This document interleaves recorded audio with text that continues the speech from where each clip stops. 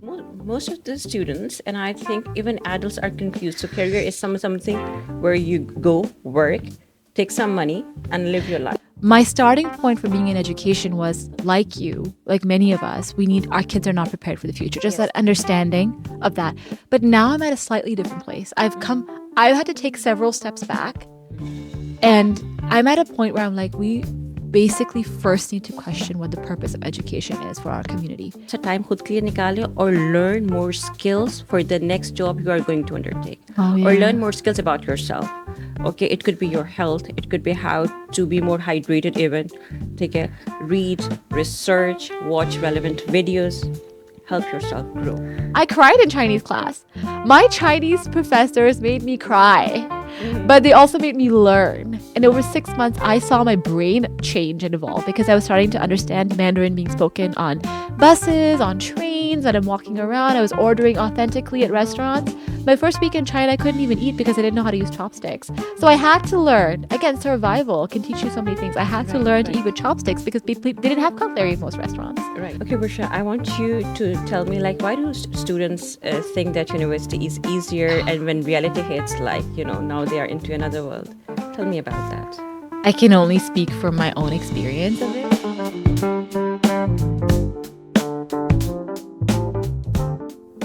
Assalamu alaikum. I'm your host Samia Mahmood. Today we are here with another episode of One Degree Change. Today we have a wonderful guest, Bushra Ali, or she's an educationist. और ये हमें बताएंगी how is she helping the community. Welcome, Bushra. Thank you so much for having me, Samia. It's a pleasure to be here. Great that you made it. Acha, Bushra, I want to ask you about your journey growing up in UAE. Yes, wow. I don't know where to begin, and I'll try to be as succinct as possible. So, my name is Bushra Ali. I grew up in the UAE, was born here, third generation. Family's been here for 6 decades plus.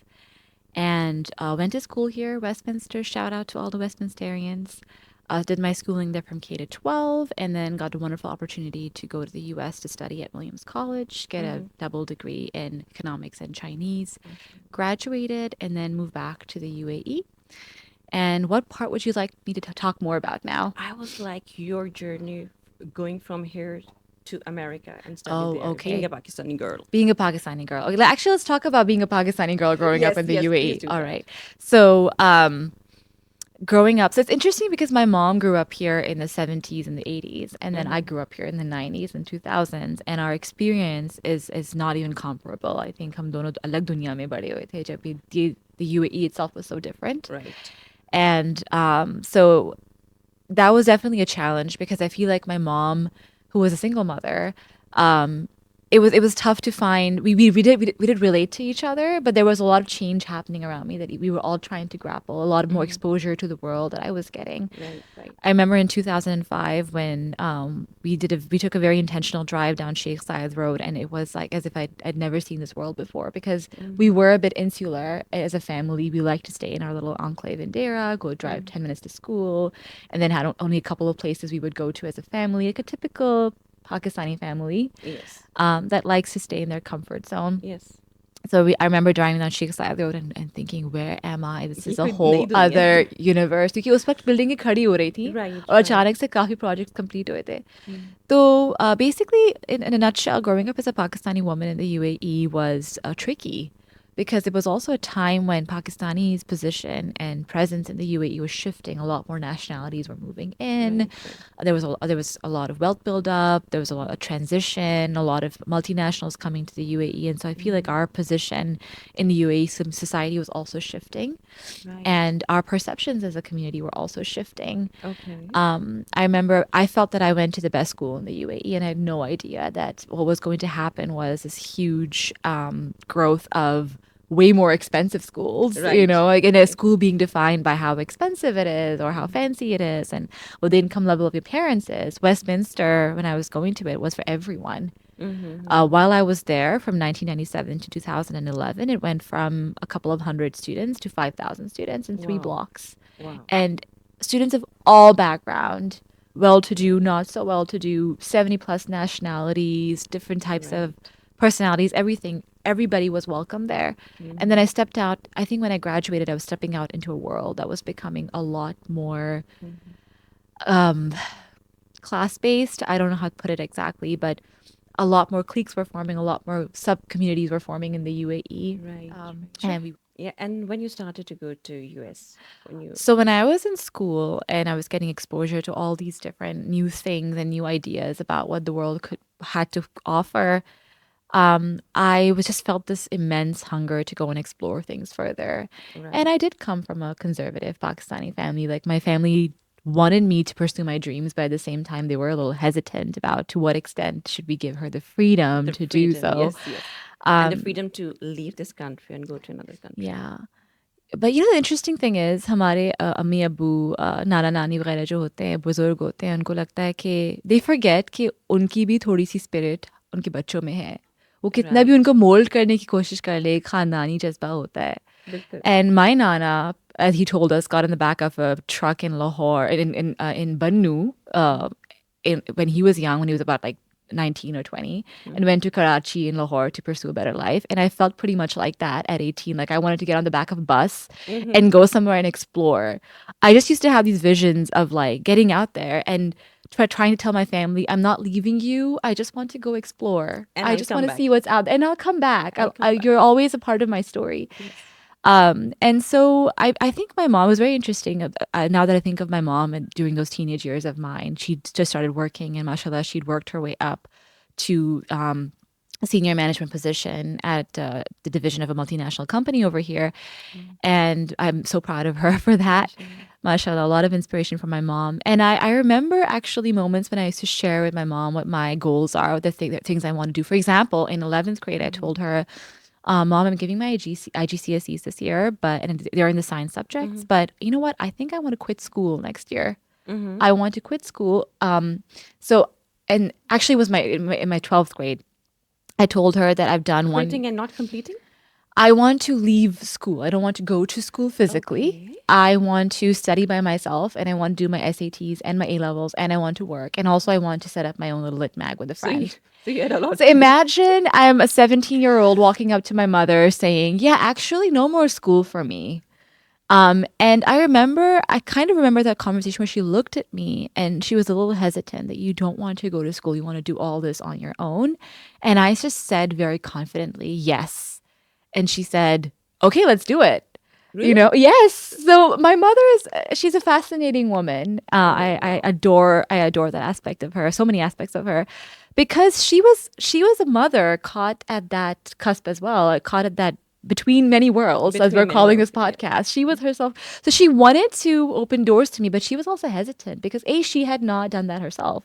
Mm-hmm. My grandfather loved him so much; he did so much for us, but he wasn't very happy with her having a job, for example, or stepping out Okay. there. And she was the sort of student who was being offered jobs since she was a teenager herself in the Mm-hmm. UAE, no less, where Mm-hmm. women didn't even work. So, so she was wondering to what extent is it okay? How can I protect my child and love my child, but at the same time give her that exposure? If And you, I, by listening to this idea that I don't, I no more want to go to school. I'm like, अगर मेरी भी बेटी मुझसे ये बात करे, for a moment I was like, really? Or like, are you in your senses? Like, you want to homeschool for yes, like half the semester or maybe half the year? pura A level ka year, Okay, 13, yeah. grade 13, I wanted to You want to homeschool. homeschool, and you are you sure that you can complete your studies? You will be self-disciplined. You will using your resources. I was like, अगर मेरी बेटी भी हो तो मैं, I was like, I'll think But twice. you know, I think what my mom realized in that moment was that it was, she saw herself in me Okay. because she is an independent learner. She did her bachelor's and her master's through distance learning All right. herself All right. with All the right. university in the U.S. And so I think she saw herself in me. And although one Right. day you should just Right. ask her what exactly let her allow me down that path. But that's exactly what I did. And honestly, you know what? To some extent, I say that was my peak of the peak of my youth in some ways because I was so confident, I was so bold, I was so ready. I was terrified, but I was willing to do whatever it takes because I had a vision. I wanted to study at the best possible university in the world. That was my goal. And I knew the only way for me to do it was to get a big fat scholarship All right. and also to work really hard and show that I could be an exceptional student. But Right. here's a little twist in the story. So, Mm-hmm. grade 13, I do everything as planned. I'm working on my A levels. I'm giving my SATs in physics and chem. My A levels are in economics and in math, by the way. So, I switched Right. over to economics because I picked up my brother's textbook in grade 12 and I fell in love with the subject. It was Okay. about the world, finally, something about the world and not just about molecules, as much as Okay. I love molecules. So, anyhow, I was doing all that and applied to 5 universities. I applied to Harvard, Princeton, Yale, Dartmouth, and Amherst College Mm-hmm. because these are the need blind universities in the US. They offer need blind admissions to international students. They still do, by the way. So, but here's a plot twist. I did all that. I got pretty good scores and everything. I had a job. Everything was going, a good job. Everything was going really well, except come December of 2011. And I get that this is when they were getting back to us. Actually, it was March of 2012. Sorry. They were getting back to us on our college applications. And I figured and I discovered I did not get in anywhere. Oh. I Oh. applied to 5 universities Ah, and I got it's rejected from all of them. yeah. It's very heartbreaking. I was devastated. I don't even want to put myself on record for saying how I felt that day because I Right. felt like my life was Because over. once you told me, I could just feel that. I thought my life was over. Yes. And because I'd made these grand sacrifices and taken this like big alternative route, all of my friends were in school celebrating their final year of school. And here I was being pretty much a nomad, doing whatever I want every day. So I thought it's over. It's game over for you, Bushra. And then it was a very sad day when I walked up to my incredible principal and I told him I didn't get in anywhere, even though you wrote me a brilliant recommendation. But you know what? I'm still my mother's daughter and I'm still my grandfather's granddaughter because I'll find my way. I was not done. I was broken, but I was not done. Not done. I still had to get into the best university possible. Right. So it was my principal. He told me there's NYU 80. Look at that. I was like, okay, I'll look at that. And then I told my mom. My mom was very happy though. Abhi yahan रहेगी. Yes. She will stay with me. The one person who was extremely happy to know I did not get in anywhere was ironically my mom. She Yes. definitely felt a little sad for me not getting what I wanted, but she अंदर was से होगा happy. मेरी शुक्र है दुआएं सुनेगी अभी यही The रहेगी. next day, she drove me to the American University of Sharjah and she had me fill in the admissions form and was like, Dad, that's it. You're headed here now. And I signed up for the January term. And then And you took the admission. I did. We paid 5,000 dirhams to secure my spot. Okay. And then, you know, I still look back to myself and I wonder, you were just something special back then because when we were driving back, I was miserable. I felt like my life was over. Why am I going to this? Although it's And a you were not wonderful excited. university. It's an amazing university to go to, but I wanted to go abroad. So I turned to my mom and I'm like, Mom, you know what? I'll go to AUS, but on one condition. She said, now what? Give me 6 months. I'm going to apply again to 3 universities. 3 universities. And if I don't get in anywhere, then I am going to go to AUS just as you want me to. Even though I knew that the fees at AUS was going to be a financial burden on the family, was because I wasn't getting, they don't offer you 100% scholarship. Right. Right. So, but I was getting the maximum possible scholarship, but I still knew it was going to be difficult to go there. Anyhow, so So you paid 500. That's your 5,000 of my 5,000. mother's money. And your seat was reserved there. It was reserved. It was all done. I'd got my big scholarship that they offer, the maximum possible. So one thing that did kind of make me feel confident or give me a token of confidence was that my A level results had just come out, and I had perfect grades, and I'd also won Cambridge Learner Awards for my AS level results. So, alhamdulillah, it gave me some confidence that you know what, you still have something special to offer the world. So wait for something special. Okay. And so, You Mom went back. accepted my bargain. She let Okay. me defer my admission by a semester and she said apply. So I applied early admission. I'm getting the timelines mixed up a bit, but I applied early admission to just one university, actually, to one college, Williams College. Right. How did I do that? I was looking up more need blind universities that would offer me a big fat scholarship, and Williams College came up.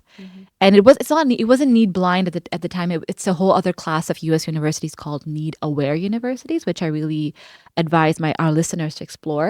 So these universities just take your need into account when you're applying, but they still offer generous scholarships if they think that you're a good fit for their college. Right.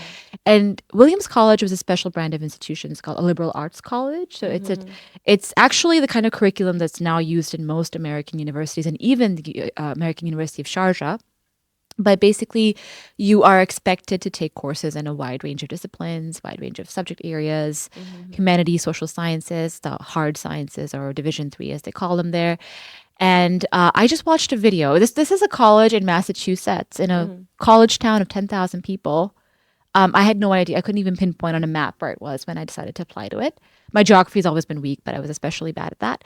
And I just watched a video of a day in the life of a Williams student. And if there's somebody from Right. Williams marketing watching that, you did an amazing job with that video because I watched that video and I was, this is the life I I want want in to. university. Yes. A lot of exposure. A lot of exposure. It was just that this person was going to school, going to classes, taking different classes. They had a million extracurriculars. The weather was beautiful. They deliberately took that video. Springtime in the U.S. They were cycling all around campus. It was a walkable campus. The buildings looked beautiful and old and full of history. I said, this is where I want to go. So fast forward, I applied, and come December, I'm about to have a heart attack. I look at the whether I got in or not, and I had been accepted. So I remember walking up to my mom and telling her, I've been accepted. And she was like, okay, fine. She was Finally. not the happiest person. Okay. She smiled.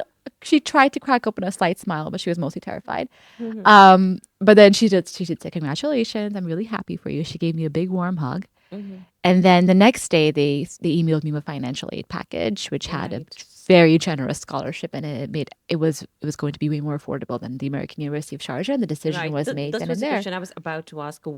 Like, is it easy for the students to go there and study if they get the big fat scholarship or study here? Ooh, if it's Like, what are the easy. options Ooh, and why would you prefer them to go out? Because, once you leave the country, you live into a different country with different culture. wow, Their food, the exposure, everything is different. So once you come back, you come with the whole baggage with you, that's an of different incredible question. experience. I will just say, let's think back to 17-year-old Bushra who only knew about her dreams and not Right. about the realities of the world that her mom knew, but she didn't. So I was just excited. I was excited to be recognized, to get a chance to go. I just wanted to go and live my American dream, honestly. That Right. was it. I also wanted to go to a university where I would be around really competitive, high performing students and intellectual intellectual collegiates, intellectual rivals, whatever you want to call it, just like minded people.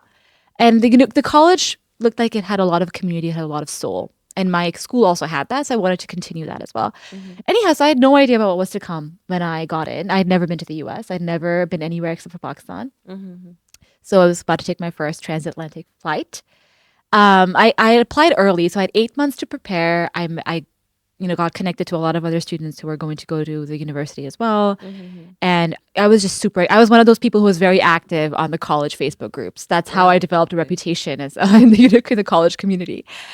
And yes, I get there. It was in the summer of 2013 that I first got there. Mm-hmm.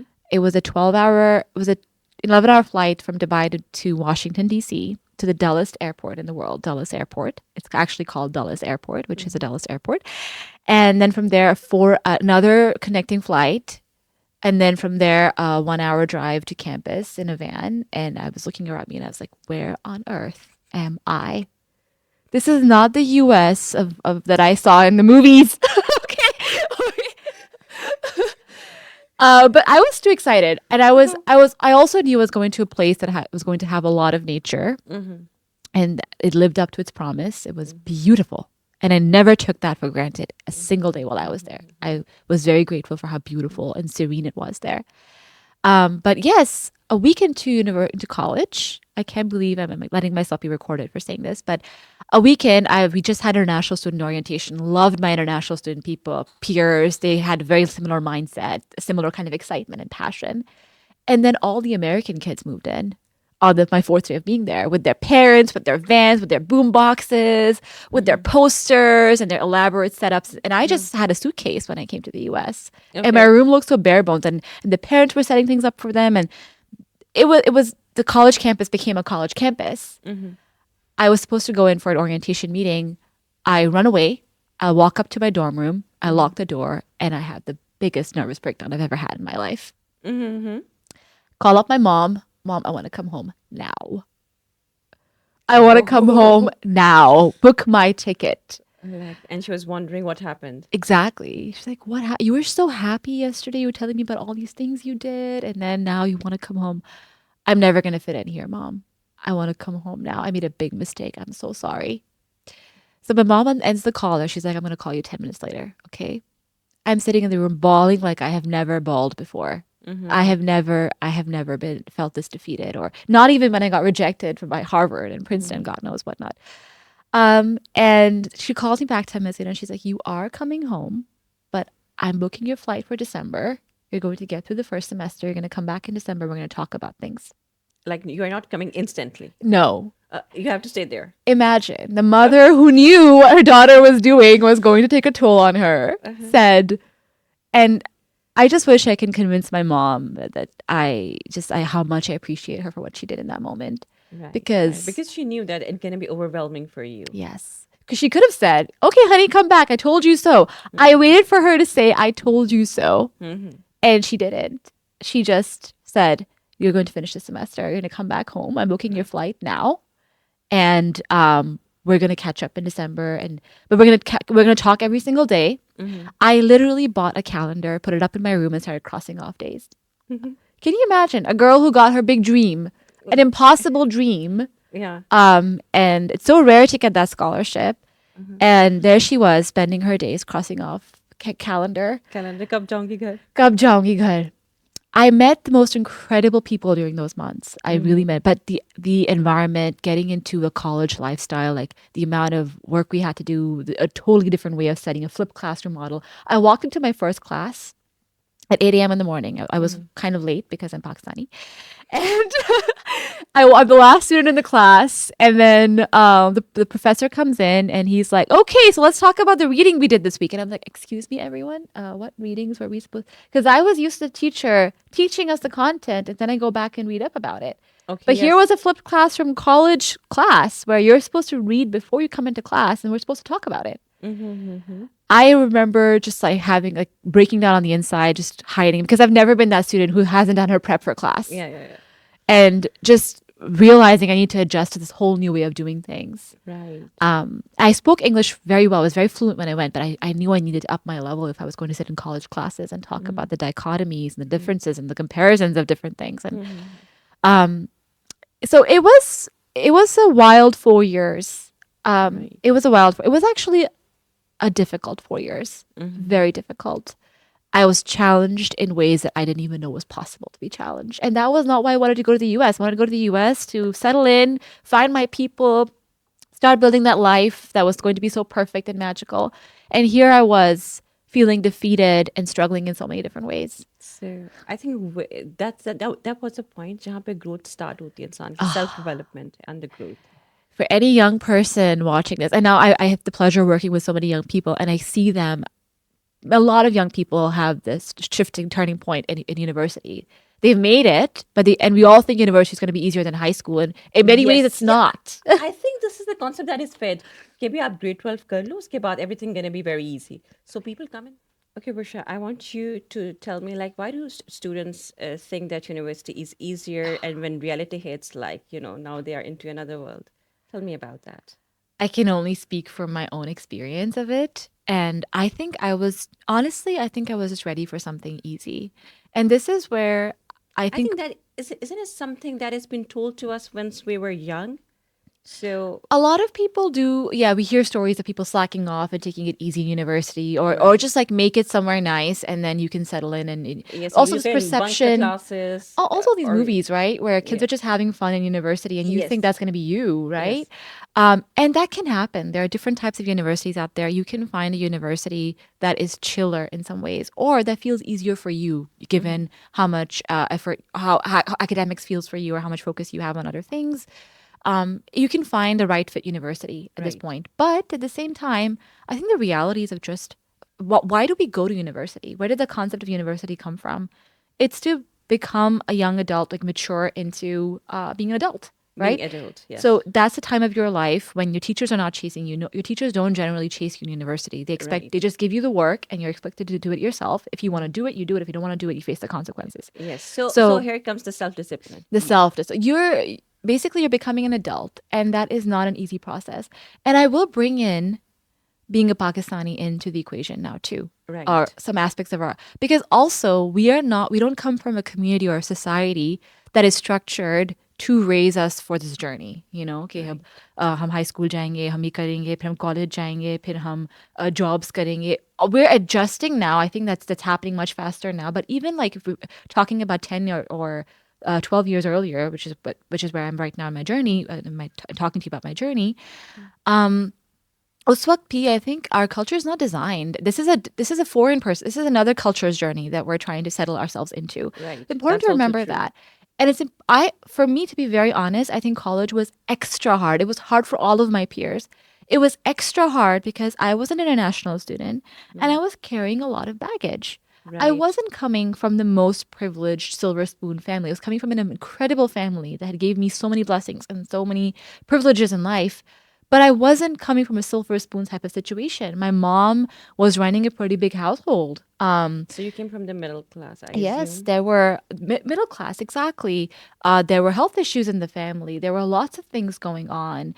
And hats off to my family for the way we pulled ourselves through difficult times because we really, really did the extraordinary, I would say. But I was, just because I'm 1,000 miles away, 10,000 miles away, I did think that a lot of Pakistanis wanting to go abroad, let's be real, we're trying to Right. escape our reality. That's very true. We're That's very trying to true. escape our cultural reality, oftentimes our family's reality, our the things we fear about being in a Pakistani context or community. And it doesn't, I hate to break it to you, it doesn't work that way. You can't just run away. I haven't Right. met a single person who successfully ran away. You know, Because you need to resolve that identity crisis. if yep. You have to resolve And it. it starts off as a crisis, but in many ways it's a gift. It's a It's a gift. It's a, blessing. a gift of your self-discovery and your journey. You have to find out, figure out your way in this Yes. global world where you have to interact with different people, different communities. Yes. But also when I came back to the UAE and I met incredible Pakistani people, even while I was abroad, even while I'm here, even when I go to Pakistan now and I had the pleasure of working with schools there, um, I there are incredible Pakistani people. Our starting point can be our biggest advantage. Right. Coming from a completely different world can be our biggest advantage because you have more exposure at the end of the day then. You Right. have more Right. exposure than the average American and than the average person because you've seen more You worlds. have seen more worlds. You've Yes. navigated more realities. You've navigated more challenges. Right. And so it can become your greatest strength or it can become your greatest weakness. And it can be Right. both as well. But you have to learn to navigate it. Right. But how to make the transition smooth? Ooh, okay. Okay. So, I just wanted to ask you, like, what type of challenges you had there and how you overcame sure. them. I will say the challenges I had were very specific to the journey I was on, to the type of college campus I was on, where academics was a huge, huge aspect. And we had pretty high academic expectations placed on us in terms of the amount of reading and coursework we had to do even before being in class. I was also learning a whole new language. And in language learning, especially in our Chinese department, we were required to do an hour of class every day and 2 hours of homework every day, a lot of class work, post class work, very high standards were placed on us. There was also incredible pressure to be involved in campus activities, to do everything. When I went to Williams College, I realized so in school, everybody had a forte. You were either an athlete, you were either the nerd, you were either the drama person, we all had like a mold that we were part of, or a character that we played. In college, I discovered that throw that out of the window. One person can do everything. Everything. Yes. Thank you. You can Thank be you an for athlete, bringing. you can be a musician, you can be a dancer, you can be a smart person, a ridiculously smart person, you can be a great person. Yes. So there was a huge emphasis on being involved in the community while I was at Williams, and I loved it. I loved from day one. I was out there in the community meeting people. And Right. that was actually I think the most important part of me resolving or coming to terms with where I was, Right. learning more about my context. That has always helped me a lot, but that now helps me even more. It was actually one of the big reasons why I wanted to go to a liberal arts college because while I was in school, the subject choices I had were limited. Limited, yes. I remember geography and history were my favorite classes in eighth grade, but I didn't get the chance to take them after that. I think schooling now in the UAE is different. You have more choice, but even back then I didn't. And I was hungry. I want to know more about the world. I want to know more about why we are the way we are, how we came to be, and where we can go from here. Okay. So this is why I wanted to drop the sciences. As much as I And loved chemistry, I was ready to learn economics and history. And history, sociology, humanities, all those anthropology things. became my favorite Yes. subject because anthropology, the lens of an anthropologist, doing ethnographic work. I did at least 3 or 4 ethnographic research projects. I Oh, even did one here, just using the principles of ethnography, which is just observation and skillful interviewing, to write a whole paper on the experiences of women in the workplace in the UAE, right. and that helped me become such a keen observer and become someone who tries to just be in a space and understand the space rather than impose herself on the space. Yes. Because Yeah, you have done the forensic study on that thing. So that things exactly. make sense to you. So now you can analyze I can't that. imagine being someone without all that exposure, actually, at this point. I think I take it for granted how much exposure I had. And that's my biggest dream. This is why I came back and I wanted to get into education for every single child, whether they're Pakistani or not, regardless of their background, to have a similar level of exposure, or at least exposure that opens up their eyes to the world and the possibilities. Because another thing that's really, really important is having a vision for your future. I think I Right. had the most powerful vision when I was 17 years old and I wanted to go to university and I was willing to make it happen whichever way possible. But the problem was my vision stopped at me getting into university. I had no idea what was going to come after.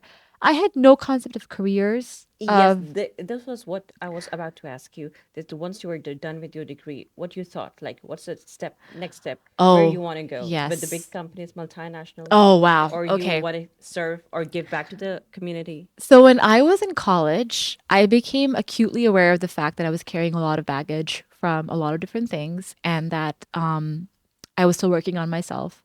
And I was starting to become nothing. So I did go through a pretty deep and dense spell of depression. I realized I had an anxiety disorder as well. I think most of us do, honestly, but just coming to terms with the fact that this affects my life.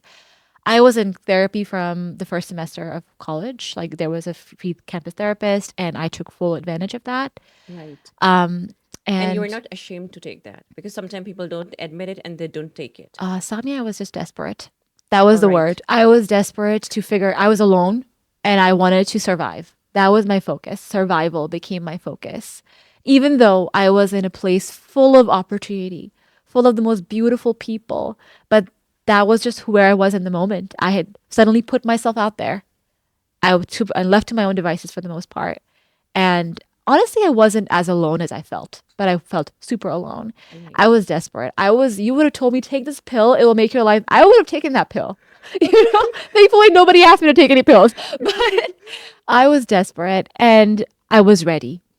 I actually graduated feeling very defeated. The 4 years, I was exhausted. I just wanted to leave university and I needed to rest. So after graduating, even though there were a couple of different job opportunities I was looking at in the US, and I became very aware of where my passions were, which was in education. I decided to just give myself a break from just constantly fighting and surviving and working on myself, come home, be with my family, Mm-hmm. and take it from there. That was the idea. Okay. If I had not been carrying as much baggage, if I had, if a couple of things had gone differently, I think I would have been more career conscious in college. I tried. I would go to the career center all the time and talk to different people there, but they were all like, you're still finding something, you're still searching for something. Mm-hmm. Thankfully there were people who supported that. Right. I discovered that I was happiest in university, in college, when I would drive down to the local elementary schools and teach my science class once a week. Mm-hmm. Right. The most relaxed, happy, carefree version of myself. And also just the way I connected with the students. There were some students I taught from second grade till fifth grade, and Right. just seeing those little kiddos advance and see, I was not even a science major, but I was able to teach them science because of because we were using the methods and curriculum to be able to do that. Hands-on learning, project-based learning, doing experiments in class that even I didn't do as much as a student in school. Um, I realized there was something there. I did a lot of teacher programs, like teaching programs. Became an apprentice teacher at a charter school in New York for a month as well.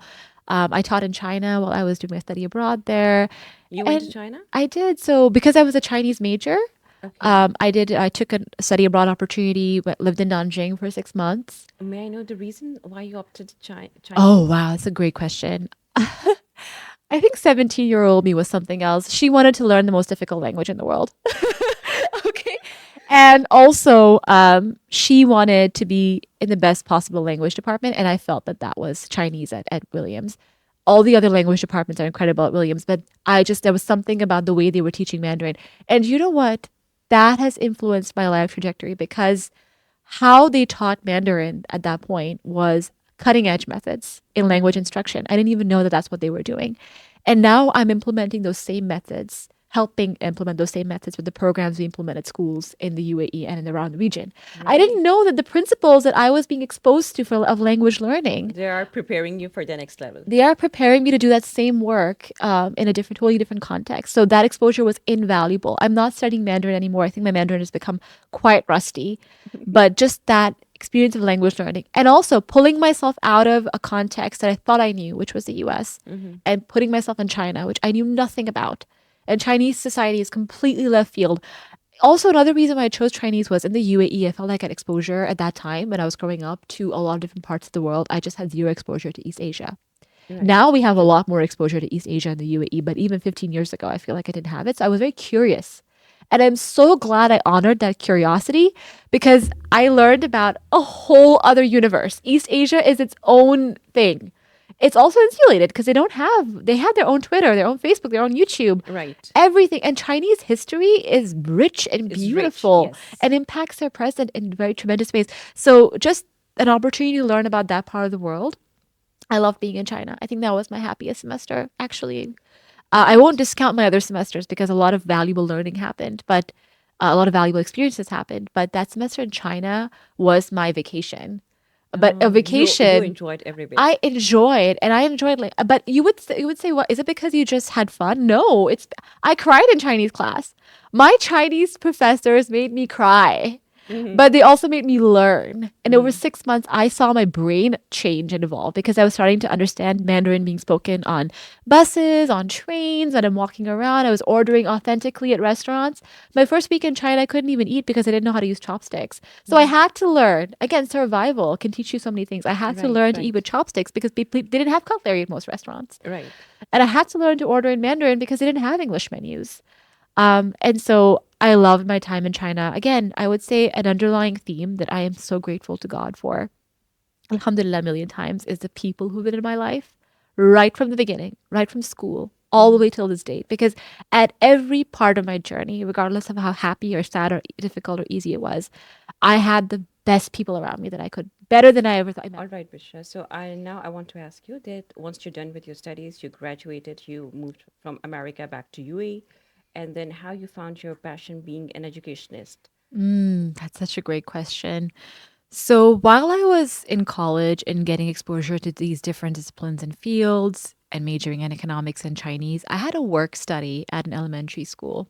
All right. It was a community program to help the community schools in neighboring towns did not have, they weren't the best, they weren't well funded, so they didn't have a proper science program. So we, college students would get recruited. We had a curriculum, we would go in and we So it would was teach like it. a kind of like It you was a have to. job. It was a It job. was a job. We were being paid student wages for that job.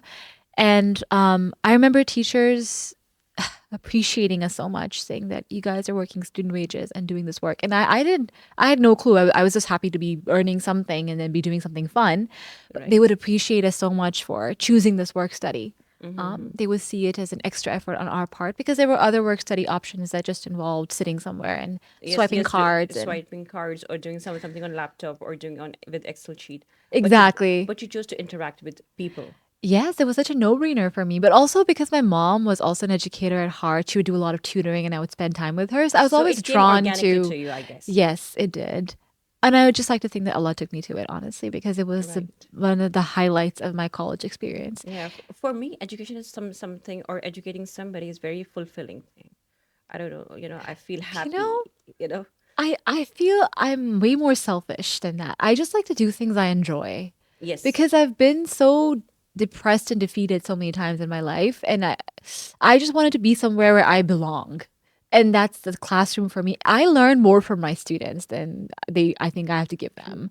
The energy I get from those young little minds and seeing the way they grasp different concepts inspires me so deeply. Yes. But it is incredibly fulfilling. I completely agree with you on that. It's So yes, that work study stayed with me. Even when I was graduating, I was looking at teaching jobs. I was going to work with this incredible charter school in New York. But something was bothering me in the back of my mind that something was telling me this is not where I'm meant to be. right. Which honestly could the journey is still continuing, so I'm not sure if it was the best thing that ever happened or it was not the wisest decision. But I decided to move back to the UAE Right. and start my career there. I first wanted to take a little break after university because it just had taken a huge toll on me. You can say I've been fighting for 4 years, fighting Yes. myself, So you growing, were learning. exhausted. So now you wanted to refill your cup. I did. I wanted to come back and be with my mom, my sister, my grandparents. And I'm really glad I chose that actually. But then I was applying to jobs just like any other college graduate in the UAE, and it was tough. It was really tough in 2017. And I did, honestly, I will say this is interesting because I explored the concept of a career in college, but maybe I was overwhelmed by other things. I wasn't really able to define it or grasp it. I had no idea of what a career is, really. Maybe I could have. Because most of the students, and I think even adults, are confused. So career is something where you go work, take some money, and live your You know, life. maybe you're right. Totally right about that Yeah, because yeah. we don't have that Because that capacity yeah, to. this is the concept that has been fed to us. That this is what the career is. That your Yeah. job will define everything. But we don't find other means that will define our passion, and we don't experiment enough just to find who we are and what Truly, we want. truly. I was so lucky because I was in an education system in university, which gave me so much exposure and gave me a sense of broad possibilities that are out there. And I knew I wanted to be in some kind of service profession. I was looking at working in different nonprofits and everything as well. But honestly, So why not corporate jobs? You oh never thought of wow, it. I never thought I would belong. I don't know why. So you were Even offered, today, or you just never I had it. did. I did apply for internships. I did have opportunities. There was also a startup in San Francisco that I was considering joining after, or I was in the process of. I pulled out. I withdrew my applications everywhere. Because I made up my mind. I'm going home. And a corporate, I don't know. I wouldn't say that I can't claim that there was an incredible opportunity I turned down. But at the same time, I never really tried. I was never drawn. It was never really an option in my mind. Right, right. I was also a bit of a social justice warrior in college. That side All of me had right. come out. I was very, very passionate about social issues. I was a very staunch advocate, very involved in all kinds of causes, and that did turn me off the corporate life a little bit because I just saw a conflict of values there. But you know, now today I know because we work with corporates in our company, we represent them, and I now know that there is an ethical way to be in a corporate and Right. also that sometimes True. you need to be part of the system to change it. Right. So I would have told my younger self, but you know, I think all I can say at this point is Allah was just guiding me to where He wanted me to be. Right. That's the only way to describe what a meandering journey it's been. Yes, yes. So graduated, came back, but I didn't actually get a job in education. I actually got my first job in consulting. What? Yes, I was a That's very surprising because I was a business intelligence specialist at okay. a consultancy. It was a boutique consultancy, so not one of the top tier firms, but a boutique consultancy. I think I was so blank in that moment that when this opportunity came across and I was having my first meeting with my would be manager, I just got so excited. I was like, sure, let's do this. I was happy with the pay. It was like, it's a good starting pay. Let's do this. And I began my journey.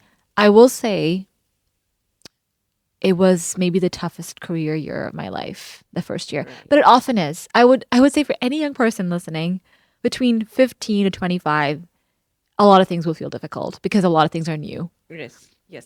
A lot of things are new and difficult. And there And so has to be don't first time for everything. there has to be. And I hope your first time is smoothed out by a lot of exposure and support, but it can be really daunting. So it was my first time in a full-time job, and I kind of hated it. No Okay. offense to the company I was with. No offense to my managers. They were lovely But people, you could lovely like people. resonate with that word. A 9 to 5 where you report to work at a certain time and you leave work at a certain time. I'm kind of doing that now, although my job has a lot of flexibility. But I'm kind of doing that now, but this idea of clocking in, clocking out, and pushing papers just did not work with me. I was very lucky. My manager saw that and he tried to give me such a wide range of projects and things to work on, and I'm so grateful to him for that. It was a small firm. It was spread across 3 countries, but a small firm. And I just quit in a year. It was not, and honestly, it felt like I had released a noose around my neck. I cut it up. That's what it felt Okay. like. To No offense to anyone, it just wasn't for me. Yeah. I also knew at that time, without a shadow of doubt, that I wanted to go into education somehow, but I Right. was still figuring it out. So, the first job I'd actually been offered when I came back to the UAE was that of a copywriter. All right. I'd been a writer and a journalist before going to university, Mm-hmm, so that mm-hmm, profile really stood out when I started applying. And so I was offered a copywriter job at an ad agency. mm-hmm. And I turned it down because I wasn't sure that's the career I want. And All right. but then that it just so happened the day I quit my 9 to 5, the same day I gave my resignation letter, and this is where I'm just like, this is God. The guy, the head of the amazing head of the ad agency called and he was like, I'm looking for a copywriter. Are you still interested? And I said, okay, sure.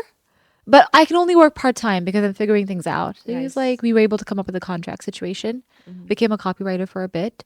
Then I also got another side hustle with another management consultancy firm that wanted me on a project basis. Right. And I started doing that as well.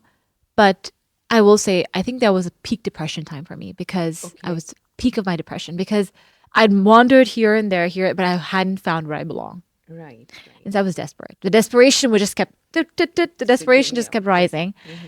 And I got pretty desperate. And I remember long nights calling my friends in the US and just talking to them about my life crises and them being very helpful and loving because those are the people who really understood. We grew up together in some ways, Yes. spent a very important part of our life together. So Right. Right. we understood each other so well.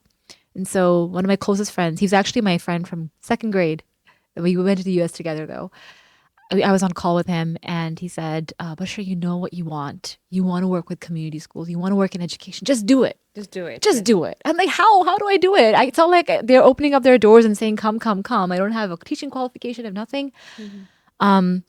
He's like, just do it. And then I saw an Instagram post inviting volunteers or people who are interested in being part of the Pakistan Youth Forum at Pakistan Association to come Right. forward. So Okay. one bright day in March of 2020, no, in February of 2020, right before COVID, Right. I decided to go and check out the Pakistan Youth Forum at Pakistan Association Dubai. And I will say that is the day my life changed. And you said, "Khalas, this is the place I belong." No. Or maybe this is the thing that said what I was looking. I went to the Pakistan Youth Forum open house and I was like, I was just, I will also say that day I didn't want to go. For some reason, I felt this big resistance to trying out something new that day, but I went anyway. I'm glad I did. I was just observing the people that I was meeting there. I was meeting Pakistanis like me, All born and right. raised in the UAE, super passionate, driven, etc. For the first time. For the Right. first time since coming back, I was in a very Pakistani space, Mm-hmm. meeting other young Pakistanis who were like me in some important ways. I went to the open house. I kind of liked what I saw. There were some things that I was like, this looks more like a high school student council, Mm-hmm. but it's okay. It's a community organization.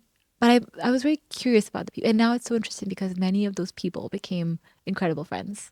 Right. Just a couple of months down the line, and COVID happened. Mm-hmm. I reached out to the youth forum. Was like, "What's going on? Can I get involved?" A friend who was actually a former classmate pulled me in. Was like, "Come on, get involved with us."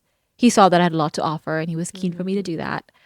And then, as I say, the rest is history. I ran to be the head of education for for the next term, the board's term that was coming up. Became the head of education. Was volunteer role. Did that for 3 years. The first time, quote unquote, living the dream. Okay, no, no, no. My second time living the dream and realizing the dream is not what I thought it would be. It was Mm-hmm. hard. It was tough All right. because we were doing programming for Pakistani schools during COVID.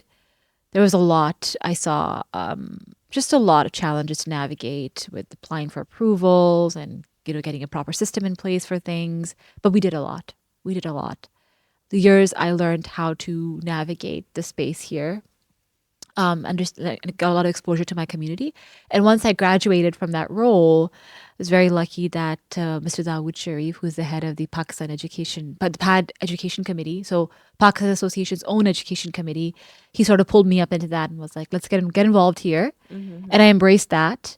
PAD had just started work on a new school project. And so we did a couple of meetings together. I was involved in them, and they sort of kind of handed it over to me that you lead this initiative now, you get it together. That was followed by 18 months of a very wild journey figuring out how to set up a school in the UAE and how to set up a community school in the UAE. Okay, so you were given this project. I was just given the reins to manage the project, All right. basically. So hold the meetings, get the Because that documentation sounds very together. big project, a big It's serious a big project. project. It's a big. And we've kind of put a pause to it right now to figure out some legal aspects, but it's still very much. There was an article in the paper about it in Khalij Times that Pakistan is working on a school project, and inshallah, I think whether it'll be me or someone else, it'll take a village, it'll take a country to get that school to happen. Yes. Inshallah, it's going to happen. The whole premise was we need an ideal model Pakistani school in the UAE. There are model Indian schools, there are model other curricula schools. Where is a model Pakistani school? We had a model Pakistani school, but it could not, for some reason, it could not progress to that level. So you want to revive that thing. Yes, but such beautiful questions it gave way to. So we were a committee of like 5 or 6. We were a committee of 5 active people, including the president himself of PAD, Dr. Faisal. He was very closely involved in the project. Envisioning and that process of just collective envisioning. I think that's what I wanted. That's what my soul wanted, to sit with members of our community who care like I do, from different backgrounds, different ages, like people who run their business, established them, retired, young people, everybody together in a room, figuring out what our education needs are as a community. That was a beautiful process. I think, and honestly, I think more than a school, that's what we need more of. We're not, the More school than can a come school. later. Yes. The bricks and mortar can come later. I think we need to really figure out what our education needs are. What do we mean? What does education mean to our community? We are so used to of being plugged into other people's systems, the British system, Right. the American system, here, there. We have, this happens in any community that is going through economic deprivation and low, at least we are now in LEDC, least economically developed economy. That's how the OECD defines us. So where there is so much poverty, lack of development, it does happen that you lose your sense of identity. It's very natural. True. It's not something to be ashamed of. But it's something to wake up to, a reality. Yes. So there's an opportunity for us to wake up and Exactly. serve the community. There's no other way. There There is is no way. no There is you. no shortcut. There's no shortcut. And I think if I look at my life, like that's why I wanted to share my story, because that's what it was. I was plugged into different systems, the British system, the American system, this system, that system. And I could not find where I belong fully. I loved those systems. I found myself, pieces of me in those systems. New pieces of me emerged in those systems. But I want to figure out where I belong, and I want my community to work for me as well. Yeah, You know, and like also I think there is a need for that also in the market, that we need to redefine, because we are here not in small numbers. We are here in pretty big numbers. we're a country of what, 260 million people, maybe definitely more than that. That's massive. Yeah. And so we need to work, I think, consciously on education. That with the, advent of AI and all these things, how we can merge things and how we can change the very conventional system of education. Thank you. Absolutely. We This is why I have wanted the- to be on your podcast, yeah, because we- we're such a like-minded individual, and you're an educator yeah, as that's well. the system. So we have to go one step ahead and see, are we preparing individuals that will go and lead tomorrow? So we are Okay. nurturing tomorrow's leader in today's nursery. So we have to make sure. Interesting, Yes. Samia. That's where I started my journey in education. That's what. So to go back to your original question, sorry that we're meandering, but we're getting to the point. So I worked at the copywriting thing and all that, but my heart was still in education. Got involved in the youth forum, got involved in the school community.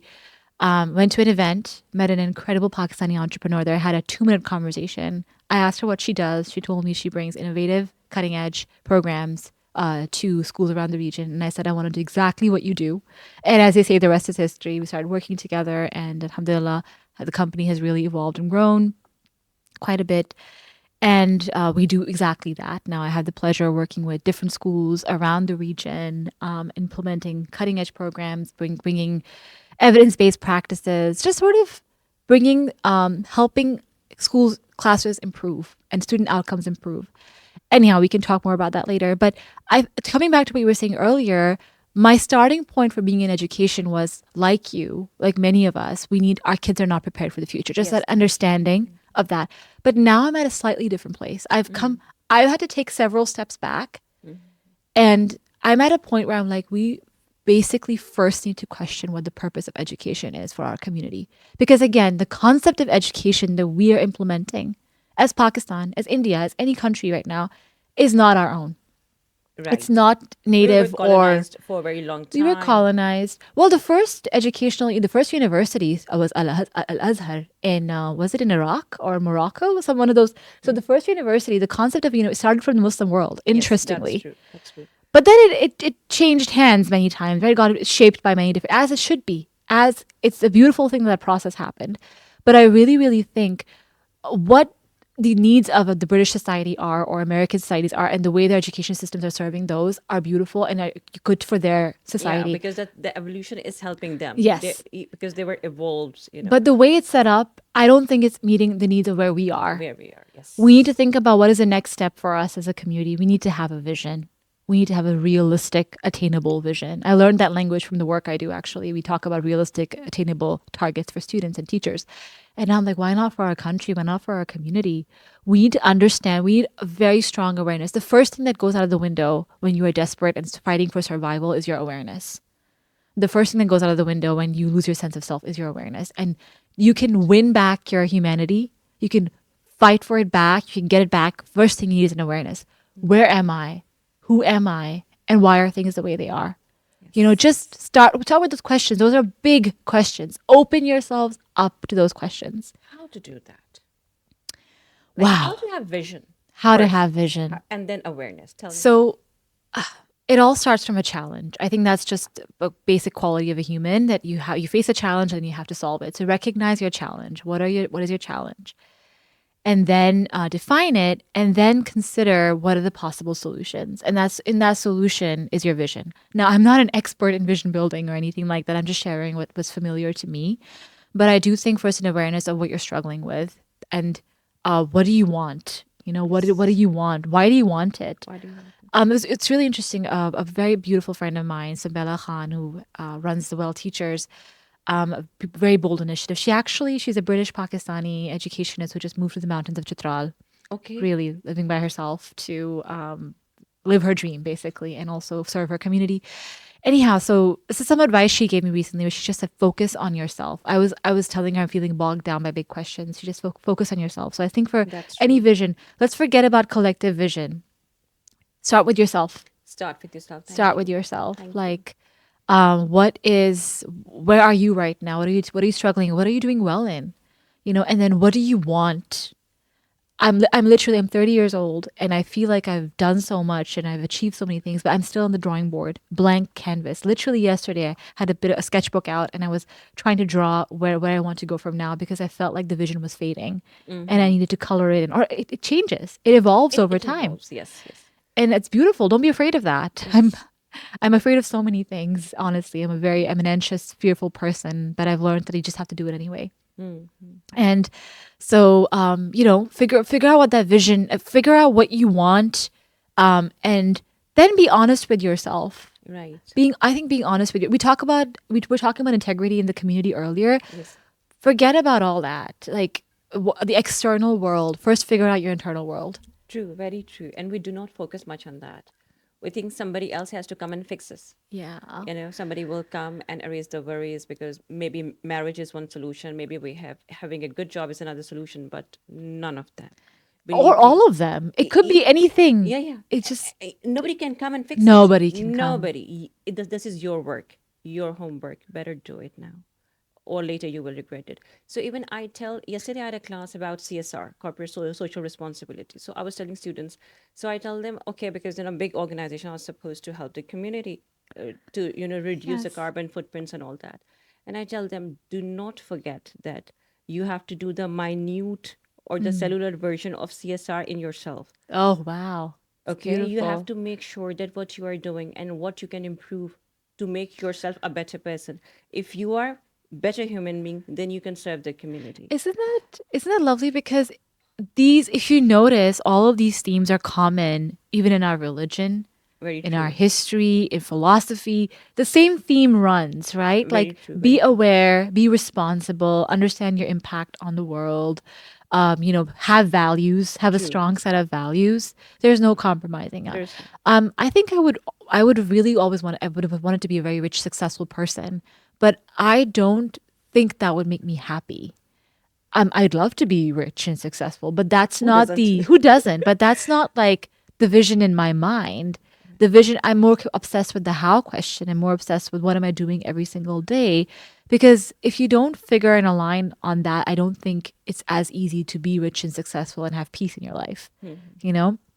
So yes, it's internal work. Figure out your So, own so how vision. you found your inner peace? Because you said you're a very anxious Oh person. wow. Oof, So that's a how big do you how question. did you calm down your thoughts and you settled yourself? A lot of work in therapy with incredible therapists, basically a support system. Doesn't have to be very expensive. If I do not have money for a therapist, what Oh, are the okay, no options? worries. Honestly, Instagram helped a lot. There are some therapists that I follow. There's also a lot more information out there because anxiety and all of these things, at the end of the day, they're neurological, they're physiological. They're True. things happening in your body that relate to your external environment as well. But understanding the connection between the two can, learning to self regulate. If there is a gift, I was just reading about how the new wealth is actually being able to raise children and people around you can emotionally self regulate because that in itself gives you so much power that helps make the room for peace. We Right. are, as Pakistanis, as people, we face the craziest circumstances at different points in our life. Yes, very true. And learning to carry ourselves through those can be our biggest asset. So for me, I literally tried different things. You Um, meditated? I meditate, sure. I used to pray a lot too. I Mm-hmm. said I used to. I'm sorry about that. Really But good, good, good, good, good, I've good. invested a lot in prayer. I have my own little ways of now staying connected to God, and meditation is a part of it. A big thing though, when you start doing the inner work and you realize what you need, you also realize that you have to change people's expectations of you. Right. Is you can change alone. The people around you have to change as well. And either they change or the people change. You change the people.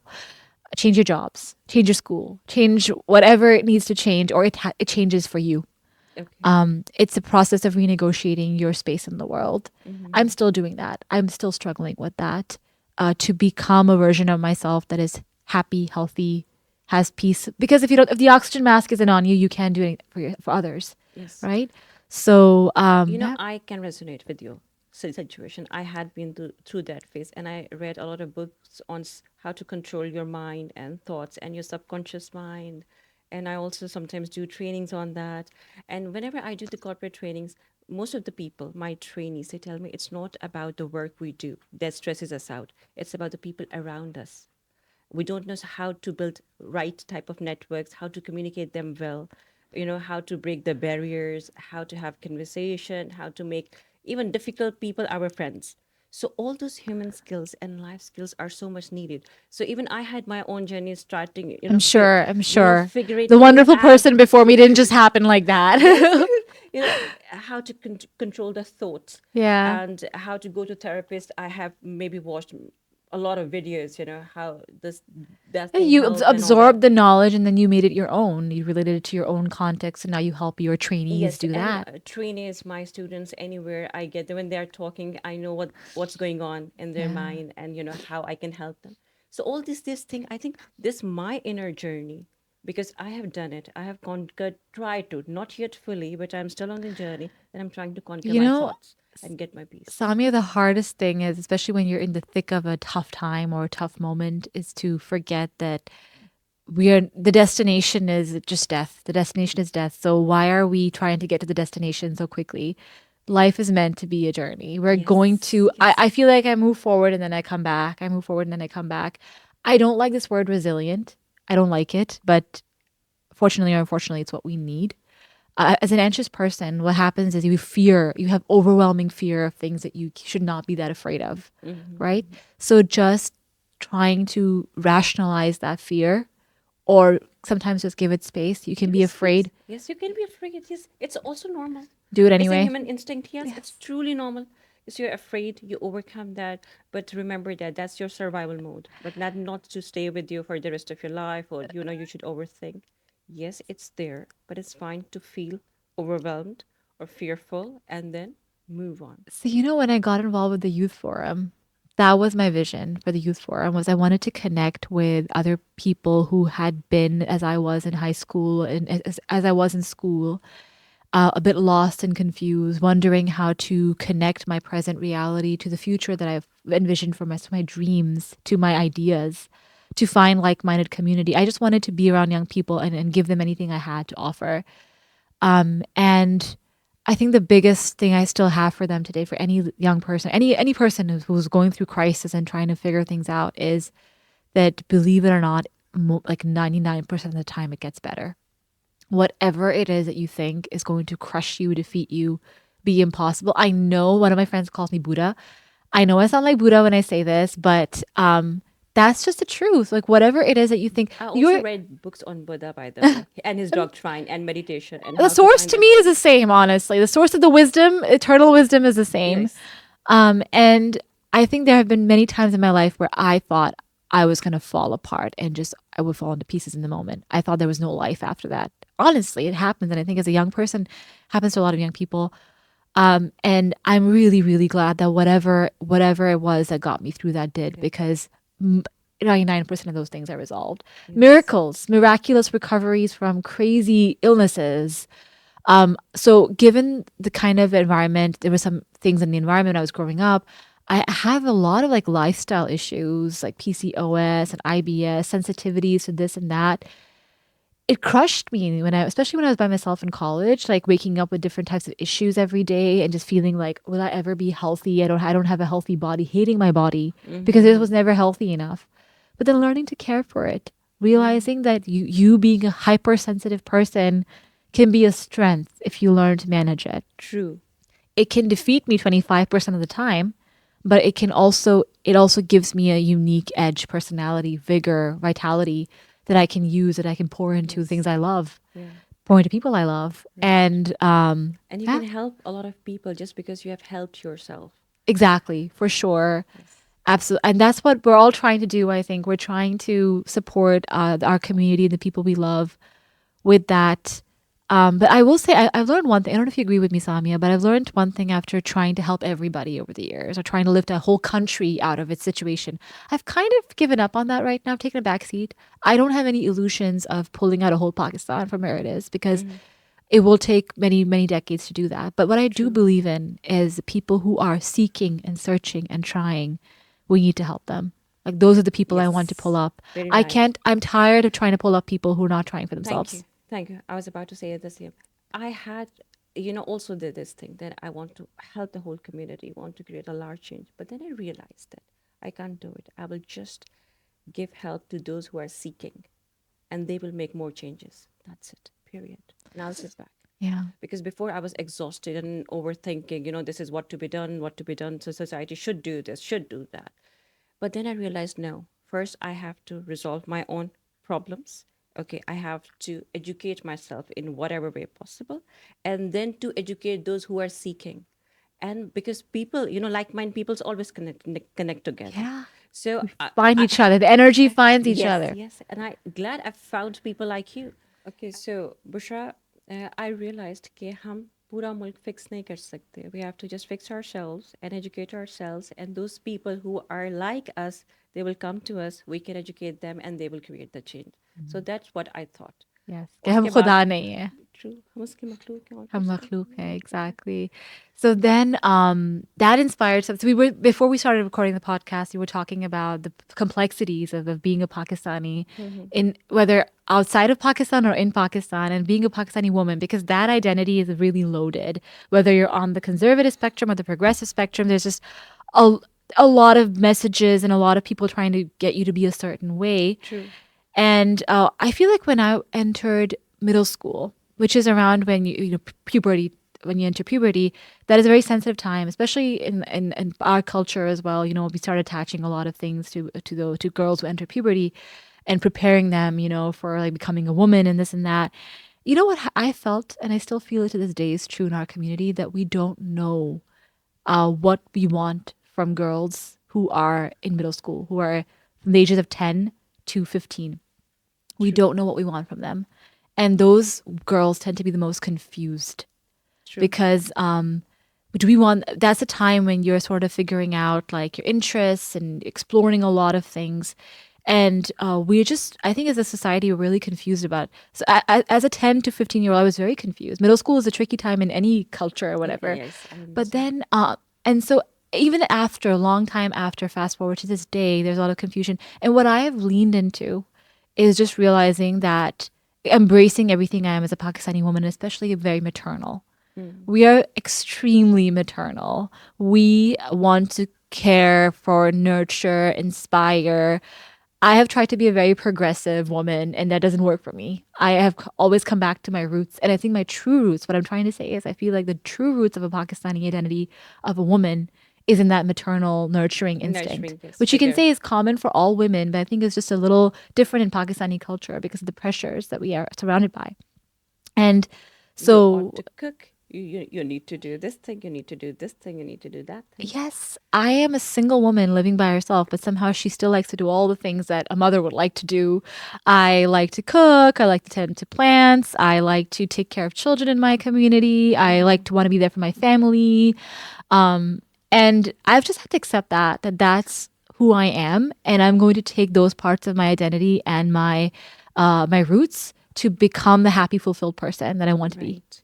Sometimes I think is कि हमने इसको बहुत ज़्यादा divide कर दिया. Either you could be this or you could be that. You could be a mother or you could be a professional. You can't be both. Then your family will be neglected. Either you Oh have to do. yes.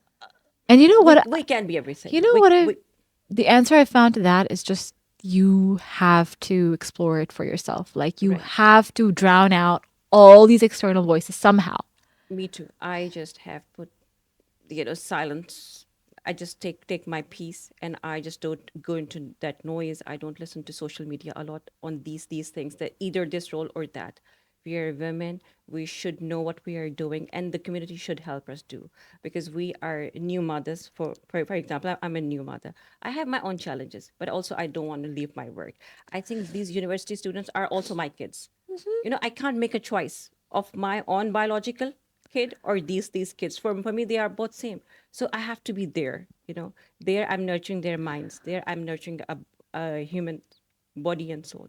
So I think that our community needs to understand that with the globalization, the women role has changed in society. But it For ex- looks like how you do the same things have changed yes so as even well. तो हमारी I think लोगों को ये समझना चाहिए कि evolution में औरत का जो किरदार है, जो टिपिकल एक किरदार है, वो भी इवॉल्व हुआ है. Now we also mothers and professionals and we are doing everything all the time. So there should not be a question of either you have to opt this or that. No. Those are completely bogus kinds of categories that have been created. They're not natural at all. Every society, every generation, every era has its own peculiarities, its own systems and Very ways of true, doing very things. true. And yeah, that's why even scripture is not very prescriptive in terms of how to do certain things. It's Yes. just so I think we should lean into that. And the only way I can tell our listeners to do that is by leaning into yourself, but develop your own sense of self, your own identity. बहुत चीज़ें आसान हो जाती हैं. True, so सबसे true. पहले आपका खुद का कैरेक्टर इतना स्ट्रांग हो जाता है, आपकी पर्सनालिटी निकल आती है कि you hold your own in any space, and that will help Right. you in every aspect of your life, whether it's at home or it's at the workplace, when you're by yourself. Like let yourself shine. जो अल्लाह ताला ने आपको जो बनाया है, dig into that. So that's why I don't have any prescriptions for anyone. कि आप ये करें, वो करें. My first question is always like, how deeply connected are you with yourself? How can you facilitate that connection? Also, Prayer, spirituality, yes, all of that is designed to do the same thing. yes, that you have to fix yourself.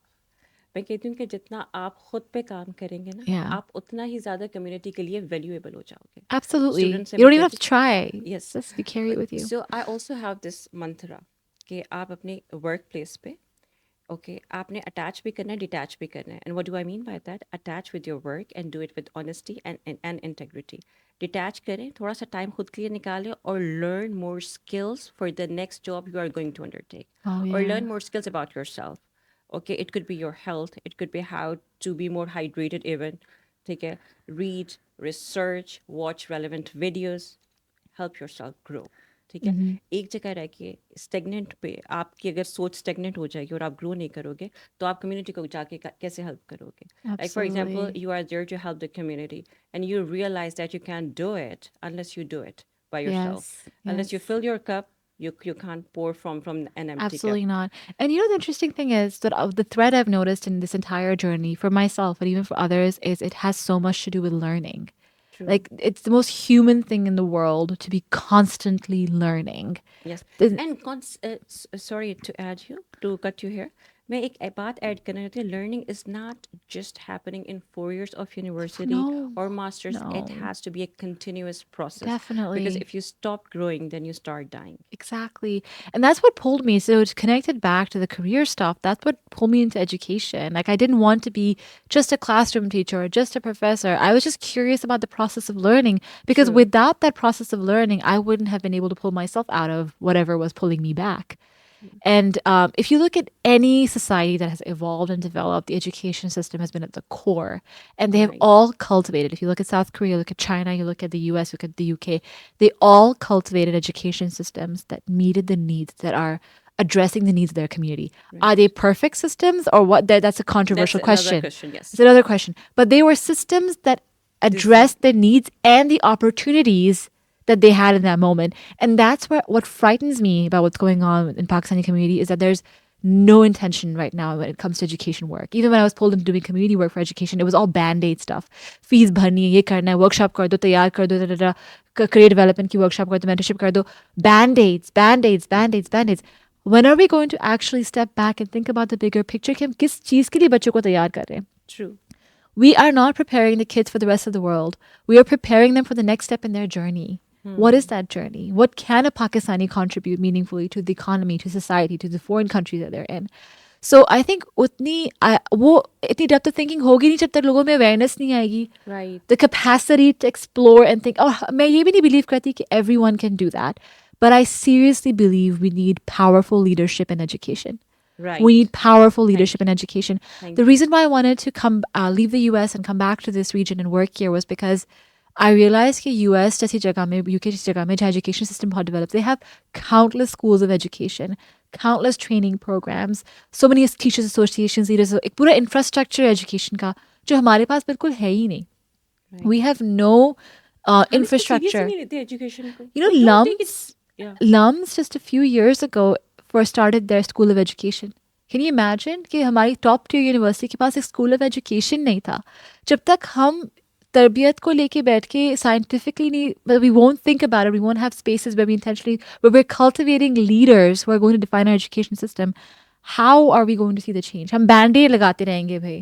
You know, and I'm so tired of band-aids. I want more than band-aids. Yes true मैं भी ये सोचती हूँ कि हम education को serious क्यों नहीं लेते why it's not a topic why it's not something कि हम इसके बारे में फोकस करें और वहाँ पे ग्रेट टैलेंट को पुल इन करें कि ठीक है आप बहुत अच्छे हो लेकिन come and give your services in this area in this department think about कि हमारे करिकुलम का डिज़ाइन क्या होगा स्कूल्स का क्या एक्टिविटीज़ किस तरह के डिज़ाइन होंगे हम कल के लीडर्स कैसे तैयार कर रहे हैं ठीक है एक लीडर को सोचो उसकी बैकवर्ड इंजीनियरिंग करो और उसके वही चीज़ें फिर इम्प्लीमेंट करो Mm, तो आई see, think this should be the debate of आज की हमारी सोसाइटी की ये डिबेट होनी चाहिए हम बहुत सारे मुझे लगता है यूजलेस चीज़ों में पड़ गए हैं कि हम रियल मेन स्ट्रीम जो चीज़ है जो चीज़ होनी चाहिए वो हम कर नहीं रहे yeah. Do you know, I'll go back to what we were saying when I was talking about people I met in college that would do it all. Many believe करती है कि हमें totally social media छोड़ना है या fashion छोड़ना है या TV छोड़ना है to be able to. We can do it all. we Like, can it's do all it all thank connected. you thank you It's all at the foundation of what it means to be human. We want to be creative. We want to be playful. We want to be fun, but we also want to have self-awareness and a sense of self. true When that comes together, सब चीज़ों में impact आ जाता है.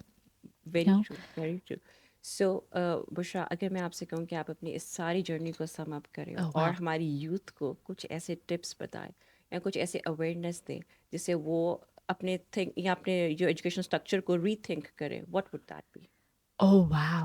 Okay. Um, I would just say two things, and it's actually not prescriptive at all. It's a starting point because again, I said awareness is a starting point. Number one, learn to be brutally honest with yourself. I think honesty is a starting point for a lot of and it takes time to even get to a place. You know, when you've been used to lying to yourself and living in fake environments and just a lot of made up stuff around you, artificial messaging and all that, finding honesty in yourself is very hard. It's a process. It's a process. I think but young people are brave enough and they have a lot of life ahead of them, right? So start now. Be brutally honest about where you are in your journey and what are your desires, what are your challenges, and what do you want. And the next thing is so once you've looked inward and reached a place of honesty with yourself, then it's time to look outward. Be True. wildly curious. Please, Be thank you for curious using about this the word, world. curious. Curious. जब भी मैं students मेरी class में आते हैं तो उनसे मैं कहती हूँ I'm not here to give you all the knowledge and leave it. I want to leave you curious for more knowledge. मेरी class के बाद भी आप बहुत सारी चीज़ें find out करें. Yes. ठीक है about this thing and come to me in the next class. Miss, this is something that I found out. I want to discuss that with you. I said maybe I don't have the answer, but I would appreciate your questions. Exactly. Be curious because फिर आप examples देखेंगे. You do have to look at examples and why reinvent the wheel? A lot of problems have been solved elsewhere. Why not draw inspiration from that, but then develop your capacity to apply it properly for yourself and in your community. So I think these are two things, their starting points. अब फिर उसके बाद journey start होती है. And I wish everyone all the best with their journey. Thank you, Bushra. Thank you so much. और आपने जो अपना सारा एक्सपीरियंस शेयर किया और बहुत सारा आपने अपने लाइफ जर्नी शेयर की आई होप इससे हमारी ऑडियंस को भी बहुत सारा फ़ायदा हो Inshallah. All right thank you audience thank you for watching I hope you enjoyed it as much as I did. अल्लाह हाफिज़ टेक केयर